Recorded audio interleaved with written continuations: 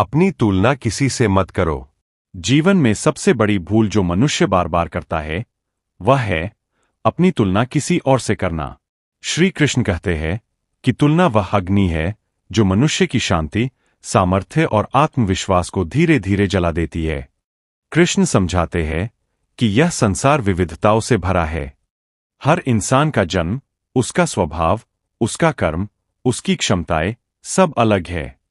और जहां सब कुछ अलग हो वहां तुलना का कोई अर्थ ही नहीं होता।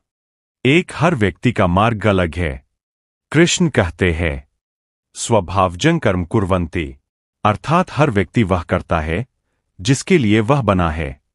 जिस तरह अलग अलग बीज अलग समय पर अंकुरित होते हैं, कोई जल्दी बढ़ता है, कोई देर से, लेकिन दोनों अपनी प्रकृति के अनुसार बढ़ते हैं। इसी तरह इंसान भी अपनी गति से आगे बढ़ता है।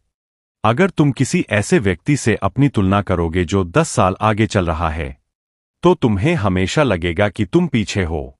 लेकिन क्या पता तुम एक ऐसे मार्ग पर हो जिसे पार करने में साहस, धैर्य और संघर्ष की जरूरत है।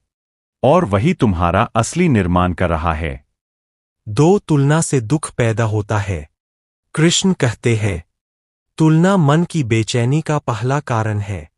जब तुम दूसरों को देखते हो, उनकी सफलता, पैसे, पहचान, ताकत, तब तुम्हारा मन तुरंत कहता है मैं कम हूं, मैं पीछे हूं, मैं क्यों नहीं कर पाया।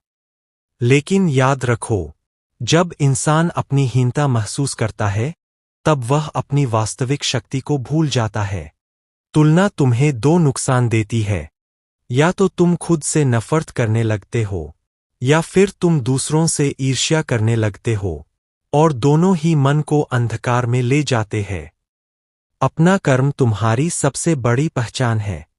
कृष्ण गीता में स्पष्ट कहते हैं स्वधर्मे निधानं श्रेय, मतलब दूसरों की नकल करने से अच्छा है कि इंसान अपनी प्रकृति के अनुसार काम करे। कोई तेज दौड़ सकता है, कोई सोच सकता है, कोई रचना कर सकता है, कोई व्यापार में अच्छा है, कोई ज्ञान में, कोई संगीत में।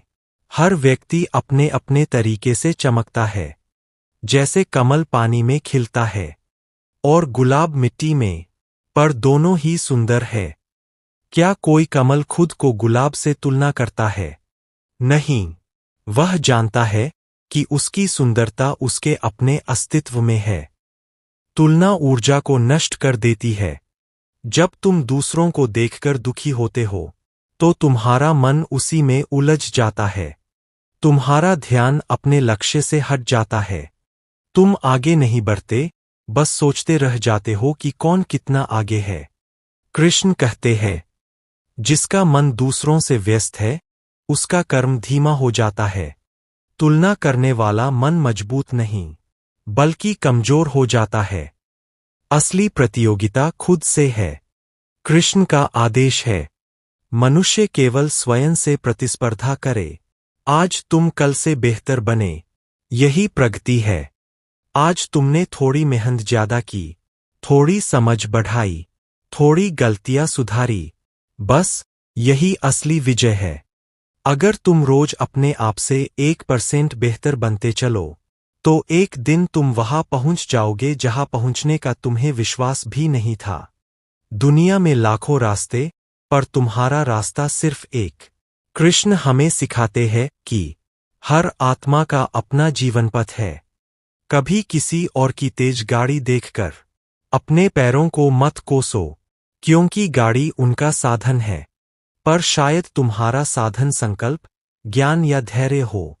कभी किसी की तेजी को देखकर अपनी धीमी चाल पर मत रो, क्योंकि बहुत बार धीमी गति ही मनुष्य को सबसे दूर तक लेकर जाती है। तुलना छोड़ दो, शांति अपने आप आ जाएगी। कृष्ण का अंतिम संदेश यही है, जो व्यक्ति तुलना छोड़ देता है, वही वास्तव में जीना शुरू करता है।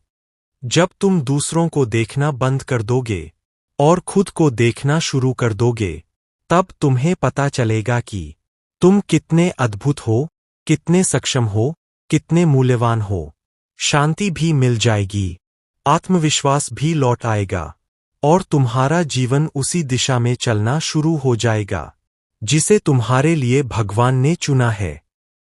अंत में, तुलना मत करो, क्योंकि तुम किसी से कम नहीं हो, तुम बस अलग हो, और यही तुम्हारी सबसे बड़ी ताकत है।